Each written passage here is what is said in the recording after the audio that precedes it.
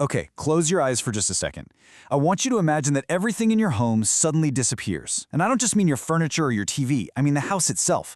The walls vanish, the roof is gone, the windows literally disappear into thin air. The floor right beneath your feet suddenly becomes bare earth. Now imagine rain clouds starting to gather overhead, and a really cold wind begins to blow across your skin. It's kind of a chilling thought, right? Where would you actually sleep tonight if all of our modern comforts were stripped away in an instant? I want you to hold on to that feeling, that sudden sense of urgency, as we go through today's explainer, because it helps us bridge a massive empathy gap. We're going to look at exactly how human beings survived against the raw, unfiltered elements of nature. Because get this, for nearly 300,000 years, surviving without a constructed house wasn't some imaginary thought experiment. It wasn't a fun weekend camping trip. It was the everyday reality for our ancestors. They didn't have bricks, concrete, steel, or glass. Zero architects, zero construction companies. And yet they somehow survived ice ages, violent storms, freezing winters, and scorching summers across countless generations. Okay, let's dive into this, because we need to correct a massive misconception right out of the gate. You know the Hollywood myth? Movies and pop culture constantly show prehistoric humans as these miserable creatures, right? Always shivering in dark caves, desperately hiding from deadly blizzards. But the historical reality was actually very different. Most of the year wasn't spent battling catastrophic weather. Researchers show that ancient hunter-gatherers spent much of their lives in conditions that were definitely challenging but highly manageable. The truly crazy part isn't just that they survived. It's that they often lived comfortably enough to thrive. They weren't constantly suffering. Because they had refined these incredible survival solutions, they had the time and security to raise families, tell rich stories around the fire, create breathtaking art, invent complex tools, and literally explore entire continents. They lived incredibly active, rich lives because they had totally solved the problem of exposure. To understand how they pulled this off, we have to completely shift our modern perspective. Welcome to Section 1, Redefining Shelter, Function over Form. Because for early hunter-gatherers, building a permanent house was never actually the goal. Now, what's really interesting about this is how it strips away all of our modern assumptions. To our ancestors, a shelter was purely functional. It was simply a place that stays dry, blocks the wind, holds warmth, and protects the group. Nothing more, nothing less. It didn't need to be a permanent structure bolted to a foundation. It just needed to work for the night. And because they viewed shelter as a function rather than a permanent building, the very first shelters weren't built at all. They were found. Nature was essentially their architect. Ancient people survived because they understood their surrounding landscape with a level of incredible precision that we've honestly largely lost today. Their map wasn't drawn on paper. It existed vividly inside their minds. When looking for a place to rest, they actively sought out natural shelters. A rocky hillside, the deep edge of a forest, the protected side of a ridge, or a thick cluster of trees. They mentally mapped their environment, knowing exactly where cold air settled at night, which valleys flooded during a storm, and the precise direction the harshest weather usually came from. But to fully appreciate their genius in picking these natural sites, we have to talk about the real danger they faced out in the wild. It wasn't always what you might expect.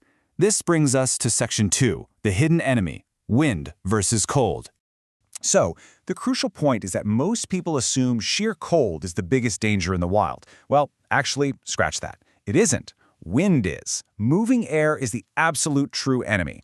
Even on a relatively cool day, wind steals heat from the human body way faster than still air ever could. Stopping the wind was the absolute highest priority for early human survival.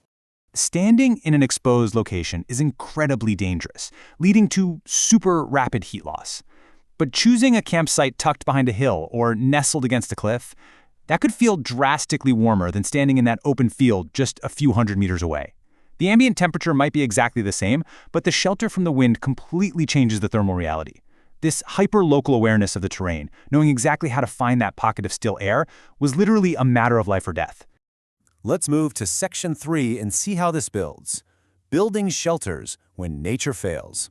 Because, what did humans do when they found themselves in an exposed landscape with a storm rolling in and no natural cover? They became builders. The simplest, most foundational constructed shelter was the lean-to, and the steps were brilliant in their simplicity. First, you place a sturdy branch. Second, you prop it up and support it with angled poles. Third, you cover the frame with whatever local materials you can grab: broad leaves, thick bark, tall grass, heavy animal hides. It was simple, fast, and remarkably effective at shedding rain and blocking the wind. And here is a truly staggering fact.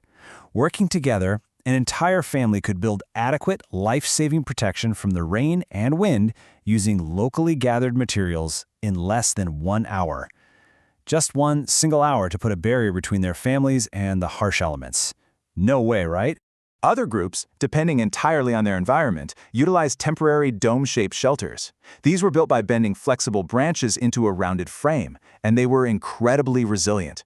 The curved shape let strong winds just flow harmlessly right over them, and the enclosed space trapped ambient heat remarkably well.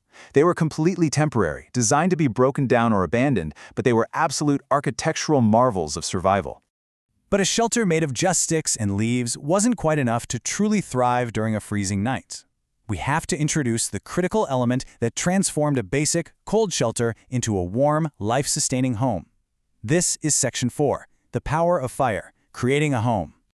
Think about the simple biology of human beings for a second. 20 people resting together inside a small, enclosed shelter naturally produced an enormous amount of body heat. Just by existing in the same space, they were already warming the air around them. Add a carefully managed fire to that collective body heat, and suddenly the inside of a simple temporary shelter became dramatically warmer than the freezing world outside. And this brilliantly illustrates the incredible skill of our ancestors. They didn't just light a massive bonfire. They mastered the indoor fire. They had to balance it perfectly. Not too much smoke so they wouldn't suffocate, not too much fuel so they wouldn't burn through their wood, and not too little warmth. They were absolute experts at thermal management. This allowed them to execute a relentless, highly successful daily routine. Every single evening, it was exactly the same.